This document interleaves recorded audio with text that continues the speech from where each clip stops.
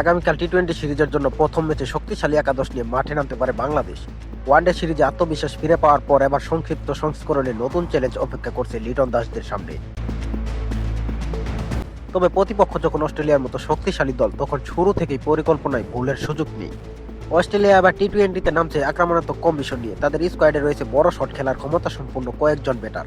ফলে বাংলাদেশের বোলিং ইউনিটের জন্য শুরু থেকেই অপেক্ষা করছে কঠিন পরীক্ষা। তবে ঘরের মাঠের কন্ডিশন কাজে লাগিয়ে লড়াই জমিয়ে তুলতে চায় টাইগাররা। বাংলাদেশের সম্ভাব্য একাদশে ওপেনিংয়ে দেখা যেতে পারে তানজিদ হাসান তামিমকে। ওয়ানডেতে বড় ইনিংস না এলেও টি-20 ফরম্যাটে নিজের স্বাভাবিক খেলাটা খেলতে চাইবেন তিনি। তার সঙ্গে ওপেনিংয়ে সুযোগ পেতে পারেন সাইফ হাসান। শুরুটা ভালো হলে বাংলাদেশের জন্য বড় সংগ্রহ করা সহজ হয়ে যাবে। 3 নম্বরে ব্যাট করতে পারেন অধিনায়ক লিটন দাস। ইনিংস গড়া এবং প্রয়োজন হলে গতি বাড়ানোর দায়িত্বটা থাকবে তার কাঁধেই।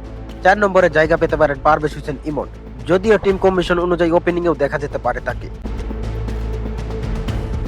মিডল অর্ডারে 5 নম্বরে অন্যতম ভরসা তাওহিদ হৃদয়। সাম্প্রতিক পারফরমেন্সে আত্মবিশ্বাসী এই ব্যাটার টি-20তেও গুরুত্বপূর্ণ ভূমিকা রাখতে পারেন। আর 6 নম্বরে ফিনিশারের ভূমিকায় থাকতে পারেন শামীম হোসেন পাটোয়ারি। শেষ দিকে দ্রুত রান তোলার ক্ষমতা তাকে আলাদা গুরুত্ব দিচ্ছে। 7 নম্বরে অলরাউন্ডার শেখ মেহেদী হাসান প্রায় নিশ্চিত পছন্দ হতে পারেন। ব্যাট ও বল দুই বিভাগে অবদান রাখার সামর্থ্য রয়েছে তার। স্পিন আক্রমণে এগিয়ে থাকতে পারেন রিশাদ হোসেন। তবে অস্ট্রেলিয়ার ব্যাটিং লাইন আপ বিবেচনায় অতিরিক্ত বাঁহাতি স্পিন অপশন হিসেবে নাসুম আহমেদের নামও আলোচনায় আছে।